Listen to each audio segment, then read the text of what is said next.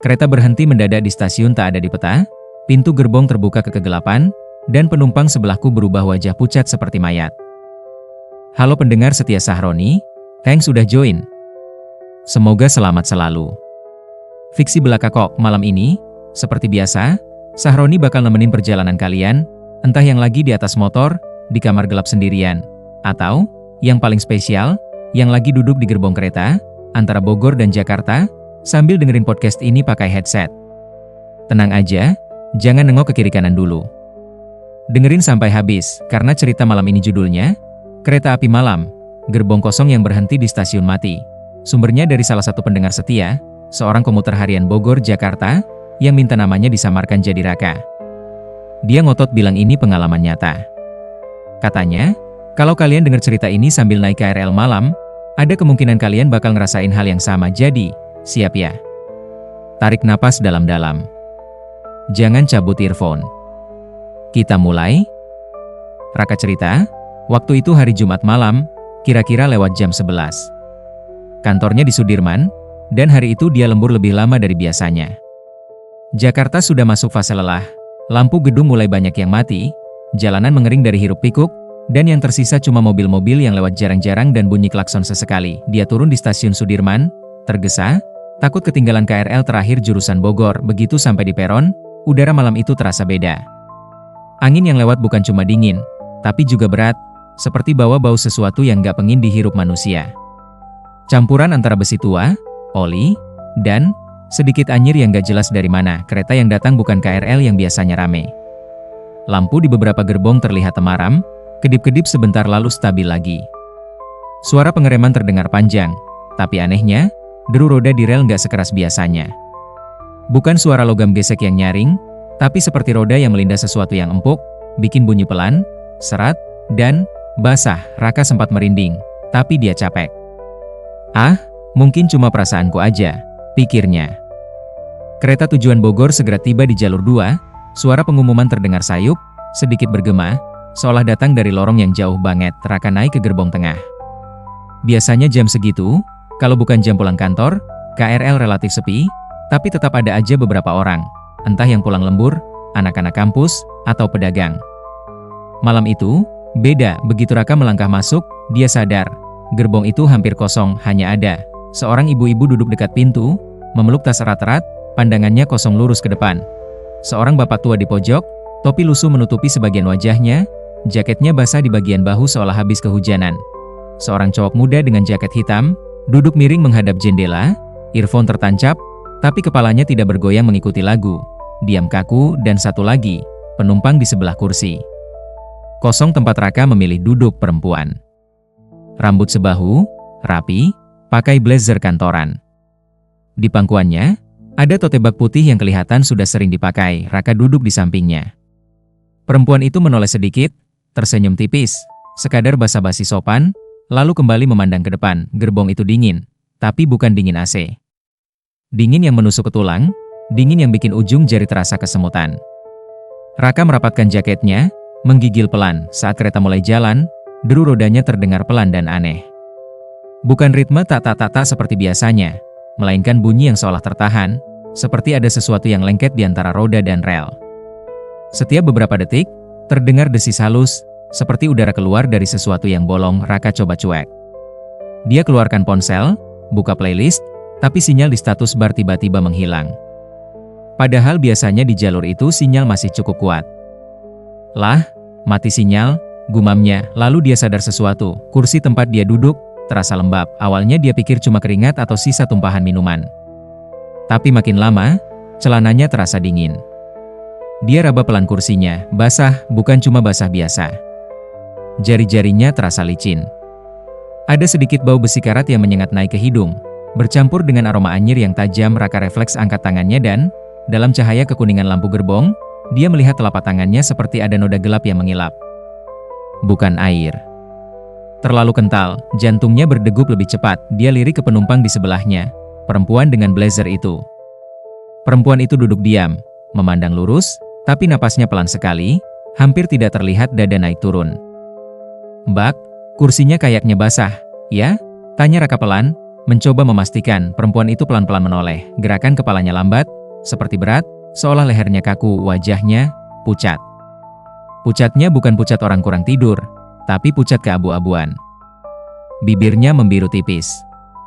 Di sudut matanya, ada bekas sesuatu yang mengering, seperti garis kecil air yang pernah mengalir, namun yang bikin Raka makin merinding. Mata perempuan itu sedikit terlalu lebar, bola matanya seperti tidak fokus, pandangannya tidak benar-benar melihat Raka, tapi tembus ke belakang. Basah, ya? Suaranya lirih, serak, seperti suara orang yang tenggelam dan dipaksa bicara. Raka menelan ludah. Iya, Mbak. Kayak air. Dia hampir menyebut darah, tapi menahan. Perempuan itu tersenyum tipis. Senyum yang tidak sampai ke mata. Bukan air, katanya pelan. Kereta melaju makin dalam ke kegelapan malam. Lampu-lampu kota berganti menjadi hamparan pekat dengan sesekali kilatan dari rumah-rumah jauh. Di dalam gerbong, suasana sunyi aneh. Biasanya selalu ada bunyi notifikasi HP, batuk, atau obrolan pelan. Tapi kali ini, semua penumpang seperti tenggelam dalam diam yang terlalu sempurna. Ibu-ibu di dekat pintu duduk membungkuk, memeluk tasnya semakin erat, sesekali bibirnya bergerak tanpa suara, seperti komat kamit membaca doa. Bapak tua di pojok sesekali menggerakkan bahu, dan dari jaketnya yang basah, tetes-tetes air jatuh ke lantai, tapi suara tetesannya terdengar berat, seperti bukan air. Raka mencoba mengalihkan perhatian. Dia periksa ponsel, berharap sinyal kembali, tetap 0 batang. Jam di ponselnya menunjukkan pukul 23.37. Tiba-tiba, jam itu bergetar sedikit di layar, angka-angkanya seperti glitch, bergeser sebentar, sebelum kembali stabil. Apalagi nih? Gumam Raka, mencoba menganggap itu cuma error biasa. Di luar jendela, yang seharusnya terlihat jejeran stasiun-stasiun yang familiar, malam ini seperti berubah. Beberapa kali Raka lihat papan nama stasiun melintas, tapi tulisannya buram, seperti diselimuti kabut. Dia hanya bisa menebak dari bentuk peronnya. Ketika seharusnya mereka mendekati stasiun UI, Raka berdiri sebentar, mengintip keluar. Yang dia lihat, bukan kampus, bukan peron dengan lampu terang, hanya pepohonan gelap yang rapat, seperti hutan. Loh, jalur mana ini? Keningnya berkerut, perempuan di sebelahnya masih menatap kosong ke depan. Mbak, Raka memberanikan diri. Ini, kereta jurusan Bogor biasa kan, ya? Kok kayak beda jalur? Perempuan itu tidak langsung menjawab. Rahangnya mengatuk, lalu pelan-pelan dia bicara. Sama. Hening sebentar. Sama, tapi nggak sama. Bahunya sedikit bergetar, seperti menahan tawa kecil yang tidak keluar. Raka merasa bulu kuduknya meremang. Dia melirik ke ujung gerbong. Pintu penghubung ke gerbong sebelah tertutup, namun kaca di pintu itu buram oleh embun tipis dari dalam, seolah ada perbedaan suhu drastis di baliknya. Tiba-tiba, dari bawah kaki, dia merasakan getaran aneh. Bukannya berirama stabil, getaran kali ini seperti tersendat, kadang hilang, kadang muncul lagi. Deru roda berubah jadi derit berat, seolah kereta melindas rel yang sudah berkarat. Lalu, di sela-sela suara kereta, muncul suara lain pelan berulang, seperti suara logam kecil yang bergoyang pelan, atau mungkin, lonceng. Deng, deng, deng. Suara itu tidak berasal dari dalam gerbong. Terdengar dari luar, entah dari sisi kiri atau kanan, mengikuti laju kereta. Semakin lama, ritmenya jadi tidak teratur, kadang pelan, kadang cepat, seperti seseorang yang panik mengayun sebuah lonceng tua. Raka merasa kepalanya pusing. Bau besi karat makin tajam, bercampur dengan sesuatu yang hangus dan manis, seperti daging yang terbakar. Tiba-tiba, kereta bergetar keras. Brak! Lampu di langit-langit berkedip-kedip sebentar, lalu stabil lagi. Sekilas, dalam kilatan itu, Raka merasa melihat sesuatu di jendela. Bayangan orang-orang berdiri berjejer di pinggir rel, wajah-wajah pucat menempel di kaca dari luar. Saat lampu menyala normal, jendela kosong. Hanya pantulan samar penumpang di dalam. Mas? Suara lirih memanggil. Raka menoleh. Perempuan di sebelahnya menatapnya sekarang, benar-benar menatap, untuk pertama kalinya. Mata itu kosong tapi dalam, seperti ada sesuatu yang mengambang di baliknya. Mas dengar suara loncengnya? Raka mengangguk pelan. Iya, itu apa? Ya? Perempuan itu tersenyum samar, tapi sudut bibirnya gemetar. Dulu, sebelum pintu perlintasan otomatis, ada penjaga rel. Dia punya lonceng. Kalau kereta mau lewat, dia bunyikan lonceng itu. Raka mengangguk, mencoba paham. Terus, Perempuan itu menunduk sedikit, suaranya mengecil. Waktu itu, dia telat bunyiin. Raka menatapnya lekat-lekat. Kecelakaannya, malam juga. Jalur lama, dekat stasiun yang sekarang udah ditutup. Stasiun mati. Kereta, nggak sempat ngerem. Suara lonceng di luar terdengar makin kencang, tak beraturan. Deng, deng deng. Deng, deng, kereta kembali berguncang. Dari arah belakang, terdengar bunyi sesuatu diseret di lantai, berat dan lambat. Raka menengok. Ibu-ibu di dekat pintu sekarang duduk dengan mata terpejam, air mata mengalir tanpa suara. Bapak tua di pojok mengangkat kepalanya, dan di bawah topinya, Raka sekilas melihat sesuatu yang membuat napasnya tercekat. Separuh wajah bapak itu, hangus, kulitnya mengelupas, lengket, seperti sisa luka bakar lama yang belum pulih sempurna. Tapi matanya, tenang. Terlalu tenang. Saat sadar Raka memperhatikan, bapak itu mengangkat tangan, mengacungkan 2 jari, lalu menyentuh bibirnya sendiri, memberi isyarat, diam. Perjalanan yang seharusnya terasa rutin kini berubah jadi labirin waktu yang tidak wajar. Raka mencoba menghitung stasiun yang dilewati, tapi papan nama yang melintas di luar jendela semuanya buram, seperti sengaja dihapus seseorang. Dia cek jam lagi, 23.37, angka itu tidak berubah. Lah, dia matikan layar, nyalakan lagi, 23.37. Ponsel seolah terperangkap di menit yang sama. Dalam kegelisahan itu, kereta mulai melambat. Deru roda yang seret berubah jadi desis panjang, seperti napas terakhir sesuatu yang kelelahan. Raka berdiri refleks, mencoba melihat keluar. Di balik jendela, kegelapan perlahan digantikan oleh bentuk-bentuk samar, tiang, atap, bangunan rendah.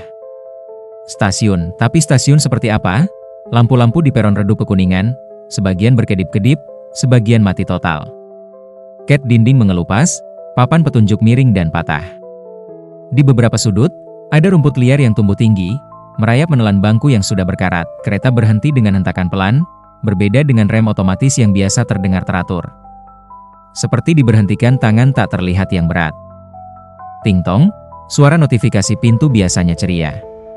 Tapi malam itu, bunyinya pelan, sumbang, seperti diputar dari kaset lama yang hampir putus. Pintu gerbong di depan Raka terbuka, perlahan, bukan serentak seperti biasa. Dari luar, masuk hembusan angin dingin yang jauh lebih dingin dari AC, membawa serta bau besi karat, air tergenang, dan sesuatu yang seperti darah basi. Raka melirik ke layar di bagian atas gerbong. Tempat biasanya tertera nama stasiun. Kali ini, layar itu menampilkan deretan huruf acak, berkedip-kedip, sebelum pelan-pelan membentuk satu kata stasiun. Sisa hurufnya seperti rusak, hanya titik-titik. "Mas." Perempuan di sebelahnya berbisik. "Jangan turun." Nada suaranya kali ini bukan peringatan biasa. Lebih mirip permohonan. Raka mengernyit. "Emang ini stasiun apa, Mbak? Kok, gue nggak pernah lihat? Biasanya setelah ini kan stasiun UI, Pondok Cina, Depok." Perempuan itu menunduk. "Ini, stasiun yang udah nggak diakui. Sudah lama dihapus dari peta. Tapi beberapa malam, kereta masih suka berhenti di sini. Di luar, peron kosong, tidak ada petugas. Tidak ada penumpang yang menunggu.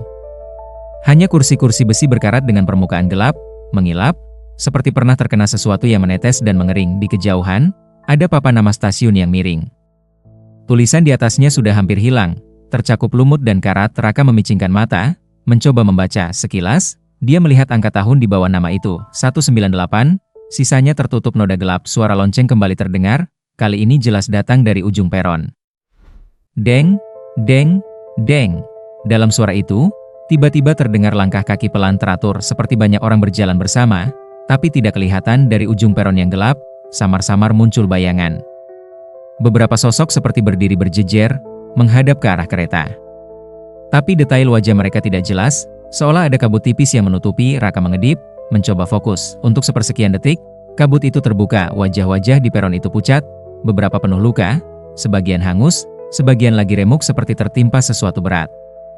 Mata mereka kosong, tapi semua mengarah ke satu titik, ke gerbong Raka. "Mas." Suara perempuan di sebelahnya makin gemetar. "Kalau pintu ini kebuka, jangan pernah berdiri terlalu dekat. Jangan pernah lihat mereka lebih lama dari 3 detik. Dan jangan sekali-kali menjawab kalau ada yang manggil nama Mas." Saat itu, dari arah pengeras suara di langit-langit, muncul suara lain. Bukan suara operator KRL yang biasa, suara itu serak, berat, dan terdengar seperti dari radio tua. "Stasiun, akhir, sementara," katanya pelan. "Penumpang yang hendak turun, dipersilakan." Kemudian suaranya terputus, digantikan suara statis seperti siaran mati. Pintu gerbong tempat Raka duduk tiba-tiba terbuka sedikit lebih lebar, mengeluarkan desis panjang, dan dari bawah pintu mengalir sesuatu cairan gelap, kental, merayap pelan di lantai, menyentuh ujung sepatu Raka dingin seperti menyentuh air es, tapi baunya, karat dan anyir. Raka mundur cepat, hampir tersandung. Ibu-ibu di dekat pintu mulai terisak, memeluk tasnya sampai buku-bukunya memutih. Bapak tua di pojok ini berdiri, menunduk ke arah lantai yang basah. Dari bibirnya keluar gumaman pelan. "Datang lagi, datang lagi," katanya. Raka merasa kepalanya berdenyut. Jantungnya berdebar terlalu kencang, seolah berusaha keluar dari dadanya. Dia hendak lari ke gerbong sebelah, tapi pintu penghubung tertutup rapat. Di kaca buramnya, samar-samar terlihat bayangan gerbong di seberang. Untuk sesaat, Raka melihat dirinya sendiri di pantulan kaca itu. Wajah tegang, mata melebar, napas memburu, tapi ada yang salah. Pantulan dirinya tidak bergerak mengikuti. Raka mengangkat tangan kanannya, pantulan tidak sebaliknya. Pantulan itu mengangkat tangan kirinya, pelan, dan mengacungkan jari ke arahnya, seolah menunjuk. "Mas." Suara perempuan di belakangnya memanggil lagi. Raka berbalik cepat. Perempuan itu masih duduk, tapi kini posisi tubuhnya sedikit berubah. Tubuhnya miring, dan di bagian pinggang blazernya, Raka melihat sesuatu yang membuat lambungnya mual. Ada bekas sobekan panjang, seperti kain yang pernah tersangkut dan ditarik paksa. Dari celah itu, bukan darah segar yang terlihat, tapi kain kemeja di dalamnya menghitam, hangus, berlubang-lubang. "Mereka nggak suka kalau ada penumpang baru panik," katanya. "Mereka?" Raka bertanya, suaranya lirih. Perempuan itu menatap sekeliling gerbong. Ibu-ibu di dekat pintu, bapak tua di pojok, cowok dengan earphone yang dari tadi tidak bergerak sedikit pun. "Kami," katanya, mengoreksi suara rel seolah menghilang. Semua bunyi mendadak tertelan hening. "Mas tahu nggak?" Perempuan itu mulai bercerita pelan, seperti membaca naskah yang sudah ia hafal ribuan kali. Tahun 80-an, pernah ada kecelakaan besar di jalur ini. Malam. Kereta penuh orang pulang kerja. Ada masalah di sinyal, ada rel yang patah, ada lonceng yang telat dibunyikan. Semuanya bercampur. Kereta nggak sempat ngerem. Di telinga Raka, suara-suara lain mulai terdengar, teriakan, benturan logam, suara kaca pecah, suara tulang patah. Semua bergema samar di balik dinding gerbong, seperti rekaman lama yang terus diulang. "Banyak yang nggak sempat keluar," lanjut perempuan itu. "Tubuh mereka kejepit, terbakar, hancur. Ada yang bahkan nggak ditemukan utuh. Jalur itu ditutup. Stasiunnya dibiarkan mati. Resmi, keretanya nggak lewat situ lagi." Matanya berkilat sesaat. Resmi. Tapi malam-malam tertentu, kereta terakhir suka nyasar. Bukan karena masinisnya salah. Bukan karena sinyal. Tapi karena ada yang manggil. Raka mundur perlahan. "Manggil, siapa?" Perempuan itu mengangkat wajah, menatap lurus ke Raka. Untuk pertama kalinya, matanya benar-benar fokus. Penumpang baru. Lampu gerbong meredup sebentar, lalu menyala lagi. Tapi kini warnanya lebih kekuningan, seperti lampu lama. Raka menyapu pandangannya ke sekeliling. Ibu-ibu di dekat pintu kini duduk tegak, menatapnya. Tas yang dipeluknya terbuka sedikit, dan di dalamnya, bukan pakaian atau dompet, tapi tiket kertas kuning kecoklatan dengan logo perusahaan kereta lama yang sudah tidak dipakai. Bapak tua di pojok melepas topinya. Separuh wajahnya yang hangus kini jelas, kulitnya melepuh membentuk pola tak beraturan. Tapi bibirnya tersenyum ramah. Cowok dengan earphone perlahan memutar kepalanya. Earphone itu ternyata bukan model baru, tapi headset busa jadul, kabelnya putus di tengah, menggantung. Mata mereka semua kini tertuju pada Raka. "Mas bukan penumpang lama," kata perempuan di sebelahnya. "Mas masih hidup. Mas masih punya nadi yang berdegup. Mas masih bisa pulang, kalau Mas mau. Ada jeda. Tapi kami butuh seseorang." Kata-kata itu menggantung di udara, berat. "Butuh seseorang? Buat apa?" Suara Raka pecah. Setiap beberapa tahun, kereta ini dikasih kesempatan lewat lagi di jalur lama. Biar kami bisa. Ia mencari kata. Bisa ngisi kursi yang kosong. Biar jumlah kami tetap penuh. Biar yang dulu pergi nggak sendirian. Biar selalu ada yang baru, yang bisa nemenin. Raka melangkah mundur, punggungnya menempel ke tiang. Maksudnya, kalian nyari pengganti? Perempuan itu mengangguk pelan. Kereta hantu kecelakaan itu nggak pernah benar-benar berhenti. Dia muter terus di jalur yang udah dihapus. Di waktu-waktu tertentu, dia sejajar sebentar dengan kereta hidup. Gerbongnya kosong, hanya nunggu satu kursi diisi. Tiba-tiba, dari pengeras suara, terdengar suara lain, bukan operator, bukan suara serak barusan, melainkan suara perempuan yang datar, otomatis, seperti rekaman, pintu di sebelah kiri akan dibuka. Mohon berhati-hati, saat berpindah, kata terakhir itu menggema lebih lama, seolah bukan sekadar berpindah gerbong, tapi berpindah dunia. Pintu penghubung gerbong di depan Raka bergetar, lalu perlahan bergerak sendiri. Di baliknya, bukan gerbong yang terang, hanya kegelapan pekat. Namun di dalam kegelapan itu, Raka bisa melihat kontur kursi-kursi lama, busanya sobek, relnya berkarat. Di beberapa kursi, ada bayangan orang-orang duduk membungkuk, tapi satu kursi dekat pintu, kosong basah, mengingatkan Raka pada kursinya sendiri. Mas, jangan lihat terlalu lama, bisik perempuan di sebelahnya, tapi sudah terlambat. Mata Raka terpaku pada gerbong di seberang. Di antara kegelapan dan cahaya temaram dari gerbongnya, dia mulai melihat detail. Dinding gerbong seberang penuh bekas goresan panjang, seolah ada yang berusaha mencakar keluar. Beberapa bagian langit-langitnya hitam, seperti sisa asap kebakaran. Pegangan tangan di atasnya bengkok, meleleh. Di kursi-kursi yang terisi, sosok-sosok duduk membungkuk. Beberapa tubuh tampak utuh, hanya pucat. Tapi ada yang lehernya terkulai dengan sudut aneh, ada yang separuh badannya remuk, dan ada yang tidak punya wajah sama sekali. Hanya permukaan rata dengan kulit sobek. Kursi kosong di dekat pintu itu tetap mengundang. Lembab dari situ, menetes perlahan cairan gelap ke lantai. Tiba-tiba, dari dalam gerbong gelap itu, sebuah tangan muncul pucat, panjang. Jari-jarinya kurus, tapi kukunya runcing seperti pecahan kaca. Tangan itu meraih pegangan pintu, seperti menawarkan bantuan. Mas. Suara perempuan di sampingnya kini penuh desakan. Jangan jawab kalau mereka manggil. Jangan lihat matanya. Jangan berdiri. Mas cukup duduk diam, tunggu sampai kereta ini jalan lagi. Kalau Mas kuat, Mas bakal selamat. Raka menggeleng panik. Kalau gue nggak kuat? Perempuan itu diam lama. Berarti, Mas yang gantiin. Dari luar jendela, suara lonceng makin kacau. Deng! Deng! Deng! Deng! Seolah seseorang di luar sana panik, memaksa waktu untuk bergerak. Suara langkah kaki terdengar di peron, semakin dekat ke pintu gerbong. Tapi meski Raka berusaha melihat, tidak ada sosok yang terlihat jelas. Hanya bayangan-bayangan buram yang berhenti tepat di depan pintu. Lalu, Raka, suara itu pelan jelas, menyebut namanya. Raka membeku, itu suara perempuan, bukan suara penumpang di sebelahnya. Suara itu terdengar seolah berasal dari gerbong gelap di seberang pintu.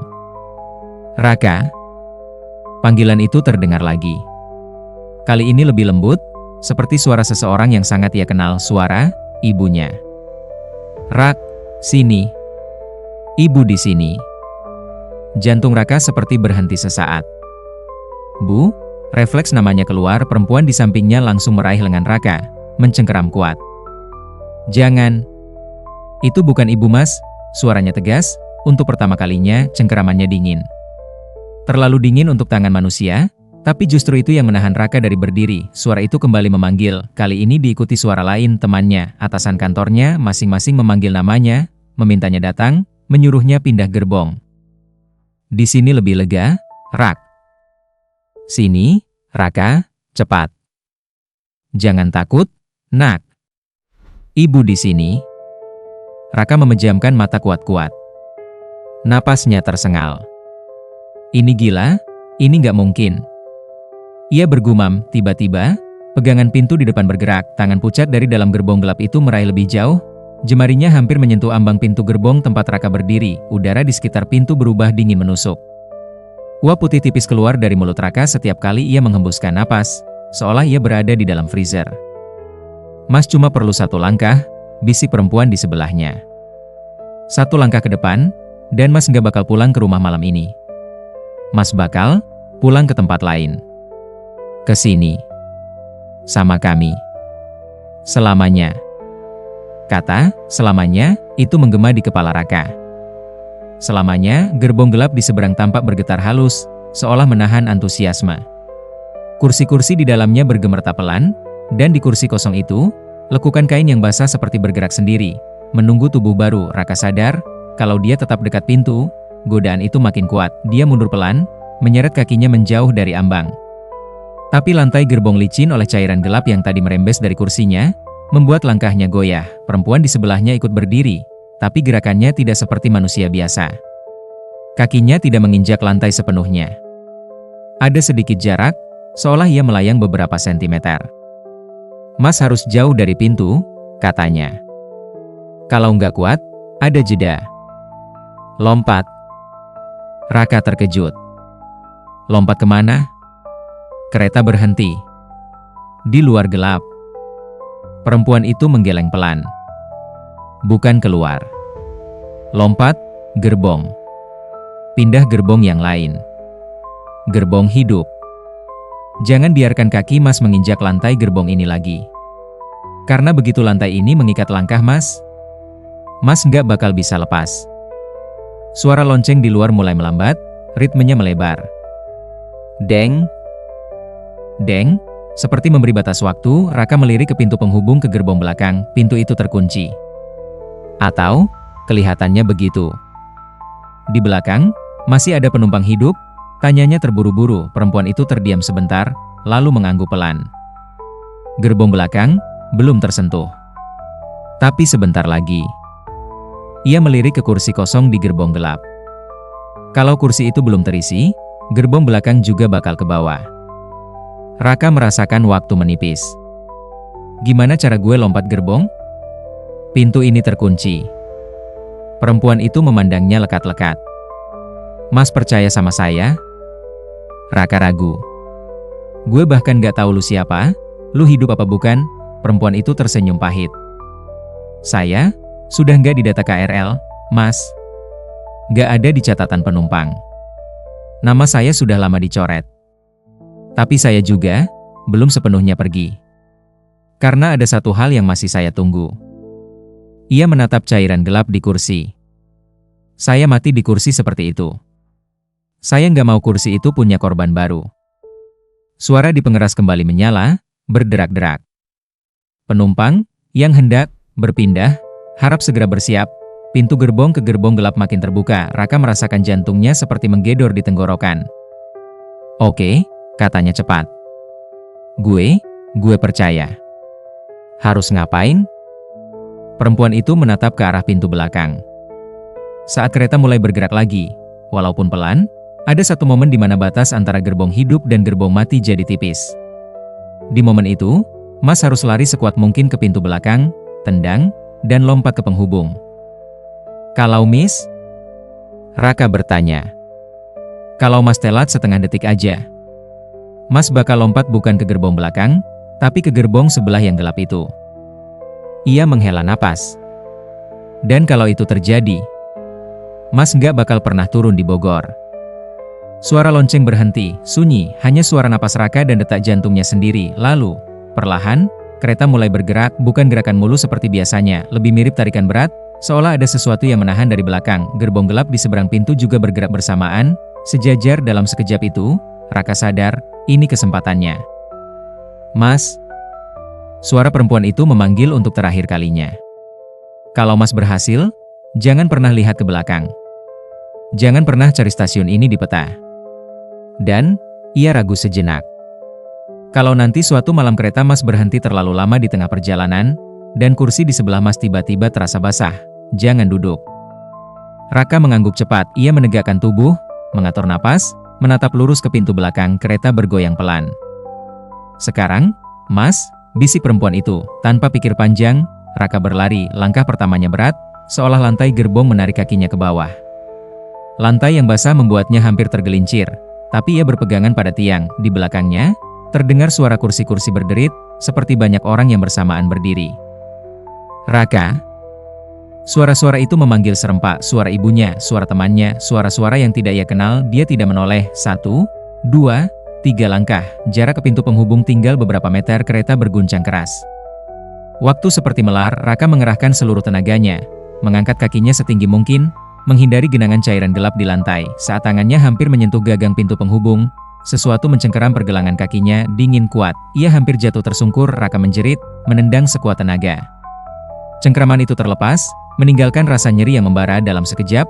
Ia menubruk pintu penghubung, menghantamnya dengan bahu. Pintu itu terbuka, bukan ke kegelapan, tapi ke lorong sempit penghubung gerbong yang diterangi lampu putih pucat. Tanpa berpikir, Raka melompat. Tubuh Raka menghantam lantai penghubung. Kepala dan sikunya terbentur keras, membuat pandangannya berputar sesaat. Napasnya tersengal, tapi ia segera merangkak masuk ke gerbong belakang. Begitu kakinya sepenuhnya menginjak lantai gerbong baru, pintu penghubung di belakangnya menutup dengan hentakan keras. Brak! Suara itu menggema di seluruh gerbong. Beberapa penumpang yang duduk di dalam menoleh, terkejut. Gerbong ini beda, lampunya putih terang, kursi-kursinya bersih, sebagian besar sudah terisi penumpang yang tampak biasa. Anak-anak muda main HP, bapak-bapak tertidur, ibu-ibu memeluk tas belanjaan. Suara kereta kembali normal, ritme logam halus di atas rel, bunyi AC berhembus pelan. Raka terduduk di lantai, masih terengah. Seorang petugas KRL yang kebetulan sedang berdiri di dekat pintu langsung menghampiri. Mas nggak apa-apa?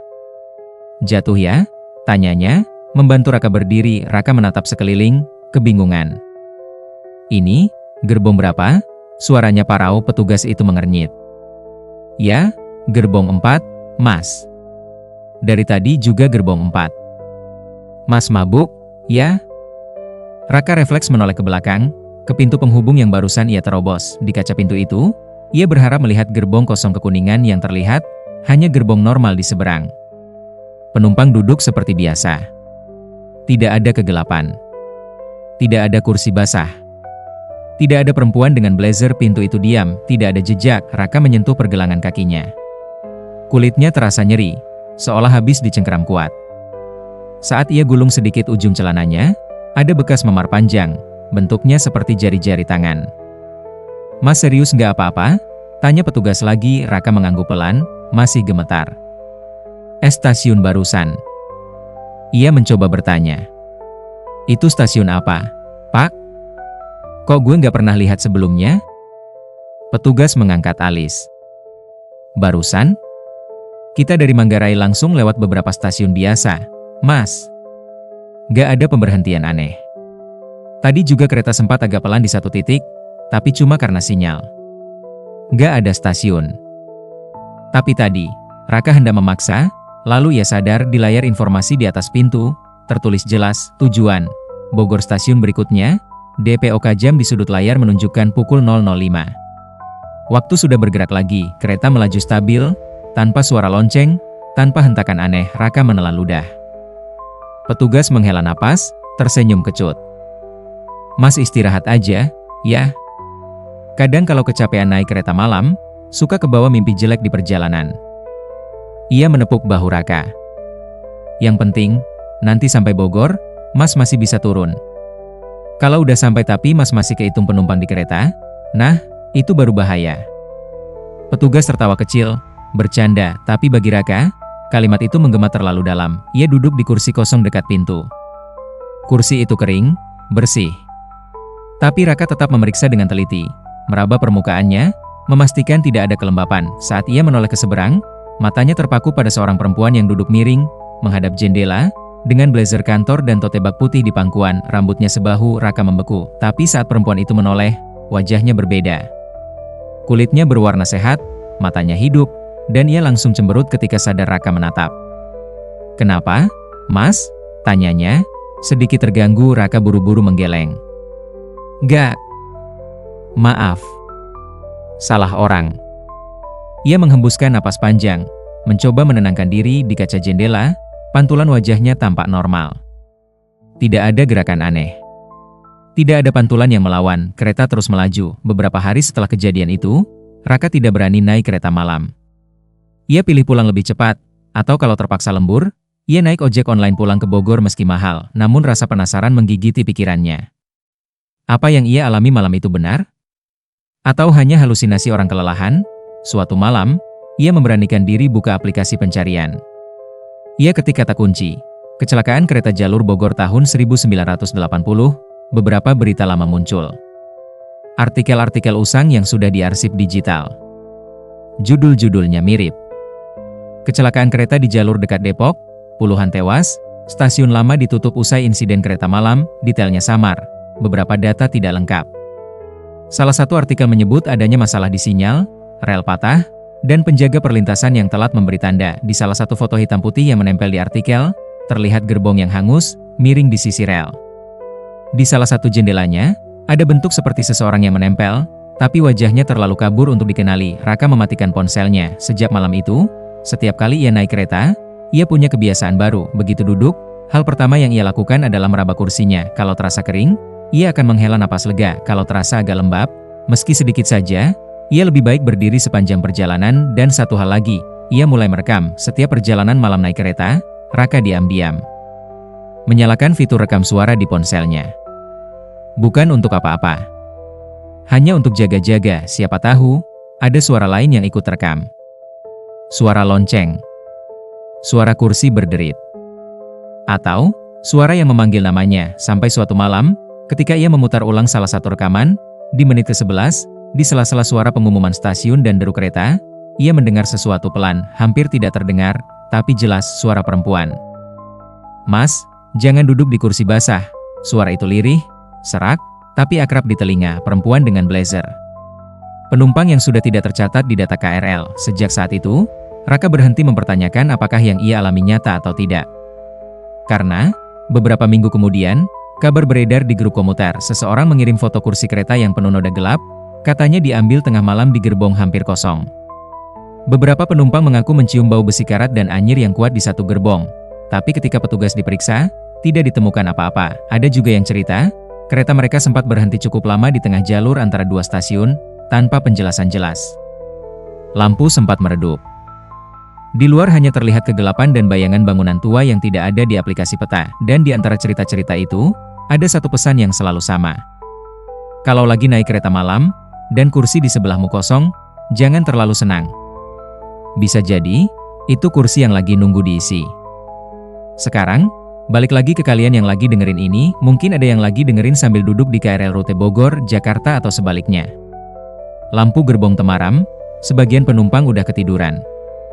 Di luar jendela cuma kegelapan lewat cepat. Coba, pelan-pelan, tanpa gerak mencolok, kalian lirik kursi di sebelah kalian kosong, syukuri, tapi jangan langsung lega. Pelan-pelan, tangan kalian, coba raba permukaan kursi itu. Terasa kering?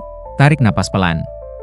Kalian mungkin aman malam ini, tapi kalau sedikit saja terasa lembab, kalau ujung jari kalian terasa licin, dan ada bau besi karat naik halus ke hidung, berhenti, jangan duduk di situ, berdirilah, pindah sedikit menjauh. Jangan menatap terlalu lama ke kursi itu. Jangan tanya ke penumpang lain soal bau itu, karena sebagian dari mereka mungkin bukan penumpang biasa. Dan kalau suatu malam, kereta kalian tiba-tiba melambat tanpa alasan, berhenti di tempat yang gelap, dan di layar tidak muncul nama stasiun apa-apa, jangan nekat turun, jangan nekat nengok lama-lama ke peron yang kosong. Jangan pernah menjawab kalau ada suara yang memanggil nama kalian, apalagi kalau itu suara orang yang sudah lama meninggal, karena bisa jadi, kalian lagi sejajar dengan kereta lain, kereta yang tidak ada di jadwal. Kereta yang tidak tercatat di aplikasi manapun, kereta yang penuh penumpang abadi yang masih menunggu satu kursi kosong terisi, kereta yang, malam itu, sempat berhenti sebentar di samping Raka, dan mungkin, suatu malam nanti, akan berhenti di samping kalian. Jadi, kalau kalian sayang sama diri kalian sendiri, ada satu hal yang bisa kalian lakukan. Rekam perjalanan keretamu, siapa tahu, tanpa kalian sadari, ada suara-suara lain yang ikut terekam. Suara lonceng tua. Suara langkah kaki di peron yang seharusnya sudah mati. Atau bisikan lirih yang memohon kalian untuk tidak duduk di kursi tertentu. Kalau kalian nemu sesuatu di rekaman itu, jangan dihapus, kirim ke orang yang kalian percaya, atau kirim ke sini. Biar kita dengar sama-sama, dengan catatan satu hal, kalau kalian kirim rekaman itu, pastikan kalian masih beneran sampai rumah malam itu. Jangan sampai, suatu hari nanti, suara kalian yang justru kedengeran dari rekaman orang lain. Suara yang pelan, jauh, memanggil nama seseorang, dari gerbong yang seharusnya sudah tidak beroperasi. Makasih udah tahan tegangnya bareng Sahroni malam ini. Kalau kalian masih di atas kereta sekarang, semoga kalian turun di stasiun yang benar.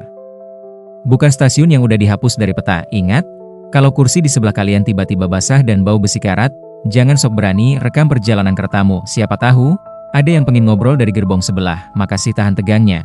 Doa untuk kita. Selamat jalan.